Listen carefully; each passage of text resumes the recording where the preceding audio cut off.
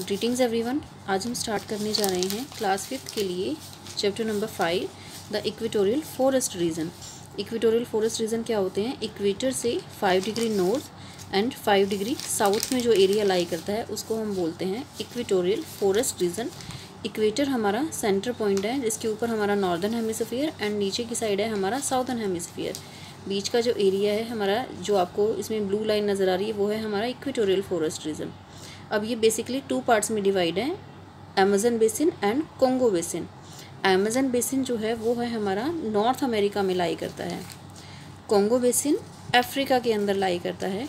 और इसके अलावा थर्ड जो मेन इक्वेटोरियल फॉरेस्ट रीजन है वो है हमारा एशियन, नॉर्थ ईस्ट एशियन, जो कि हमारा जिसके अंदर मलेशिया एंड इंडोनेशिया ये वाली कंट्रीज़ आती हैं।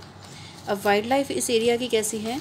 ऑलमोस्ट हर टाइप की स्पीशीज़ जो है और हर टाइप के बर्ड्स जो हैं वो इस एरिया में पाए जाते हैं। 10% वर्ल्ड की 10% मैमल्स एंड 20% बर्ड्स जो हैं इस एरिया में पाए जाते हैं। इसके अलावा इंसेक्ट्स की डिफरेंट टाइप्स की स्पीशीज़ और साथ ही जो प्लांट लाइफ होती है वो भी हर तरह के स्पीशीज़ जो हैं इस एरिया में मिलते हैं। अमेजन बेसिन जो है सबसे बड़ा जो हमारा इक्वेटोरियल फॉरेस्ट बेसिन है।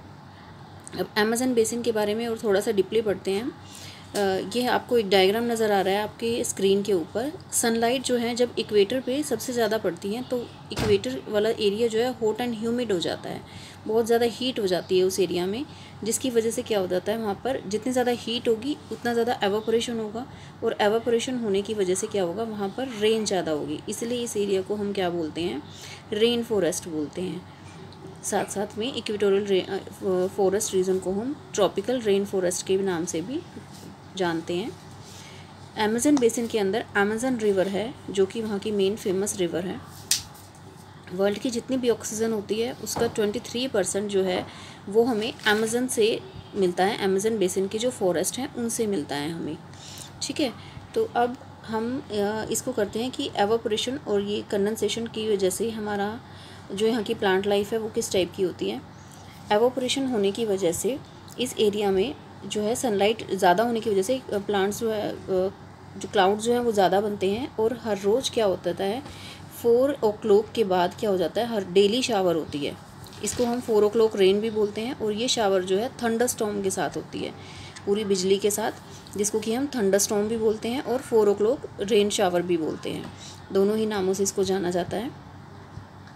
तो इस टाइप से इसका एक ये मेन फीचर है कि ट्रॉपिकल रेन फॉरेस्ट जो हैं उनमें थंडर स्टॉर्म जो है वो ज़्यादा रहती है। अब इसके बाद हम इसमें करेंगे कि यहाँ की प्लांट लाइफ कैसी है। प्लांट लाइफ में इसमें अभी मैंने आपको पहले भी बताया कि यहाँ पर हर टाइप के जो स्पीशीज़ हैं प्लांट्स के वो इसमें पाए जाते हैं। तो बेसिकली यहाँ के जो फॉरेस्ट हैं उनको हम एवरग्रीन फॉरेस्ट बोलते हैं। एवरग्रीन मतलब कि वहाँ के जो फॉरेस्ट है पूरा साल ग्रीन रहते हैं, कभी भी वो जो है उनका ऐसा नहीं होता कि पूरा टाइम उनके जो लीव्स हैं वो शेड होते रहते हैं। एक टाइम पे एक ट्रीज के लीव्स शेड होते हैं तो दूसरा टाइम पे दूसरे ट्रीज के। जनरली वहाँ पर 4 लेयर्स होती हैं, जिसको कि हम 4 लेयर्स में हमारी जो है वेजिटेशन रहती है। फर्स्ट है हमारी emergent layer, second one is canopy, the third layer is our understory and the last one is our forest floor. अब इसके अंदर अलग अलग टाइप के अलग अलग साइज़ के ट्रीज़ जो हैं वो मिलते हैं। जो एमरजेंट लेयर है उसमें सबसे ज़्यादा टॉल ट्रीज़ मिलेंगे हमें, ठीक है। और कैनोपी है उसमें जो ट्रीज़ की लेंथ है वो थोड़ी सी कम होगी कंपैरेटिवली, लेकिन वो जो है कैनोपी की तरह से, अम्ब्रेला की तरह से फैले हुए होंगे। और जो उससे नीचे वाली जो लेयर है उनको जो है कम हमें हीट एंड लाइट मिलेगी। अंडर स्टोरी में जनरली स्मॉल श्रब्स होती हैं, और जो फॉरेस्ट फ्लोर है वहाँ पर हमारा क्या है, स्मॉल ग्रासेस रहती हैं। अब इसके अलावा मिनरल्स भी इस एरिया में काफ़ी ज़्यादा पाए जाते हैं। अमेजन बेसिन में टिन जो है, जो आपको स्क्रीन पे नज़र आ रहा है, टिन यहाँ का जो फेमस मिनरल है जो सबसे ज़्यादा क्वांटिटी में पाया जाता है। इसके अलावा जो यहाँ पर अलग अलग मिनरल्स हैं अलग अलग एरिया में जो पाए जाते हैं वो है हमारे यूरेनियम, बॉक्साइट, गोल्ड, मैग्नीशियम। इस टाइप के जो कुछ मिनरल्स हैं वो भी इस एरिया में काफ़ी क्वान्टिटी में जो है हमें मिलते हैं। अमेजन रिवर यहाँ की फेमस रिवर है। अब इसके अलावा हम यहाँ की वाइल्ड लाइफ करते हैं कि वाइल्ड लाइफ कैसी है। यहाँ की वाइल्ड लाइफ में जनरली यहाँ पर हर टाइप के स्पीशीज़ मिलते हैं। पूरे वर्ल्ड के 10% मैमल्स एंड 20% जो बर्ड्स हैं वो इस एरिया में पाए जाते हैं। 2.5 मिलियंस के नियर अबाउट यहाँ पर इंसेक्ट्स हैं एंड 40,000 हमें प्लांट्स मिलते हैं।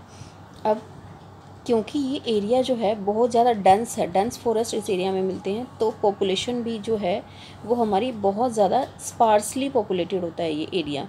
ये आपको स्क्रीन पे कुछ स्पीशीज़ नज़र आ रहे हैं, जिसमें से हमारे जो फेमस जो यहाँ के स्पीशीज़ हैं वो है हमारे क्रोकोडाइल, एलिगेटर, स्नेक्स, टर्टल, ये हर टाइप के स्पीशीज़ यहाँ पर मिलते हैं। और एनाकोंडा जो फेमस स्नेक है वो भी हमें अमेज़न बेसिन के रेन फॉरेस्ट में हमें मिलता है। तो इसके अलावा जो मेन स्पीशीज़ हैं वो उसमें monkeys, chimpanzees, flying foxes, flying squirrels, इस टाइप के जो एनिमल्स हैं वो भी पाए जाते हैं यहाँ पर।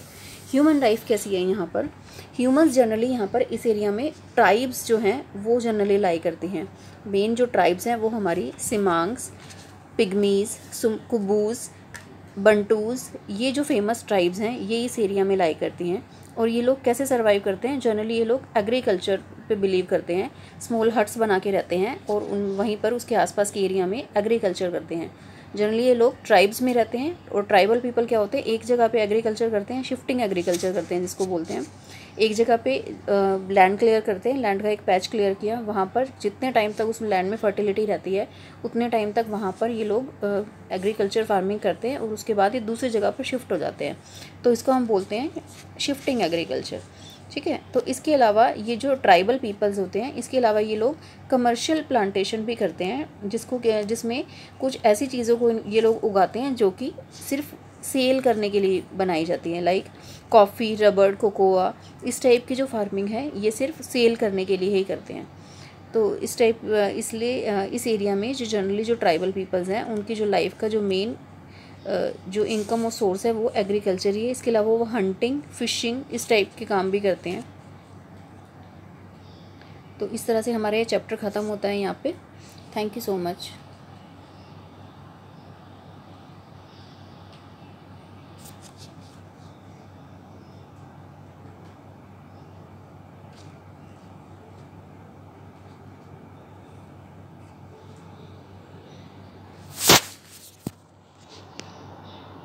कि वहाँ के जो फॉरेस्ट है पूरा साल ग्रीन रहते हैं, कभी भी वो जो है उनका ऐसा नहीं होता कि पूरा टाइम उनके जो लीव्स हैं वो शेड होते रहते हैं। एक टाइम पे एक ट्रीज़ के लीव्स शेड होते हैं तो दूसरा टाइम पे दूसरे ट्रीज़ के। जनरली वहाँ पर 4 लेयर्स होती हैं, जिसको कि हम 4 लेयर्स में हमारी जो है वेजिटेशन रहती है। फर्स्ट है हमारी emergent layer, second one is canopy, the third layer is our understory and the last one is our forest floor. अब इसके अंदर अलग अलग टाइप के, अलग अलग साइज़ के ट्रीज़ जो हैं वो मिलते हैं। जो एमरजेंट लेयर है उसमें सबसे ज़्यादा टॉल ट्रीज़ मिलेंगे हमें, ठीक है। और कैनोपी है उसमें जो ट्रीज़ की लेंथ है वो थोड़ी सी कम होगी कंपैरेटिवली, लेकिन वो जो है कैनोपी की तरह से, अम्ब्रेला की तरह से फैले हुए होंगे। और जो उससे नीचे वाली जो लेयर है उनको जो है कम हमें हीट एंड लाइट मिलेगी। अंडर स्टोरी में जनरली स्मॉल श्रब्स होती हैं और जो फॉरेस्ट फ्लोर है वहाँ पर हमारा क्या है, स्मॉल ग्रासेस रहती हैं। अब इसके अलावा मिनरल्स भी इस एरिया में काफ़ी ज़्यादा पाए जाते हैं। अमेज़न बेसिन में टिन जो है, जो आपको स्क्रीन पे नज़र आ रहा है, टिन यहाँ का जो फेमस मिनरल है जो सबसे ज़्यादा क्वांटिटी में पाया जाता है। इसके अलावा जो यहाँ पर अलग अलग मिनरल्स हैं अलग अलग एरिया में जो पाए जाते हैं वो है हमारे यूरेनियम, बॉक्साइट, गोल्ड, मैग्नीशियम, इस टाइप के जो कुछ मिनरल्स हैं वो भी इस एरिया में काफ़ी क्वांटिटी में जो है हमें मिलते हैं। अमेज़न रिवर यहाँ की फेमस रिवर है। अब इसके अलावा हम यहाँ की वाइल्ड लाइफ करते हैं कि वाइल्ड लाइफ कैसी है यहाँ की। वाइल्ड लाइफ में जनरली यहाँ पर हर टाइप के स्पीशीज़ मिलते हैं। पूरे वर्ल्ड के 10% मैमल्स एंड 20% जो बर्ड्स हैं वो इस एरिया में पाए जाते हैं। 2.5 मिलियंस के नियर अबाउट यहाँ पर इंसेक्ट्स हैं एंड 40,000 हमें प्लांट्स मिलते हैं। अब क्योंकि ये एरिया जो है बहुत ज़्यादा डेंस है, डेंस फॉरेस्ट इस एरिया में मिलते हैं, तो पॉपुलेशन भी जो है वो हमारी बहुत ज़्यादा स्पार्सली पॉपुलेटेड होता है ये एरिया। ये आपको स्क्रीन पे कुछ स्पीशीज़ नज़र आ रहे हैं, जिसमें से हमारे जो फेमस जो यहाँ के स्पीशीज़ हैं वो है हमारे क्रोकोडाइल, एलिगेटर, स्नेक्स, टर्टल, ये हर टाइप के स्पीशीज़ यहाँ पर मिलते हैं। और एनाकोंडा जो फेमस स्नेक है वो भी हमें अमेज़न बेसिन के रेन फॉरेस्ट में हमें मिलता है। तो इसके अलावा जो मेन स्पीशीज़ हैं वो उसमें monkeys, chimpanzees, flying foxes, flying squirrels, इस टाइप के जो एनिमल्स हैं वो भी पाए जाते हैं यहाँ पर। ह्यूमन लाइफ कैसी है यहाँ पर? ह्यूमंस जनरली यहाँ पर इस एरिया में ट्राइब्स जो हैं वो जनरली लाई करती हैं। मेन जो ट्राइब्स हैं वो हमारी सिमांग्स, पिग्मीज़, कुबूज़, बंटूज़, ये जो फेमस ट्राइब्स हैं ये इस एरिया में लाई करती हैं।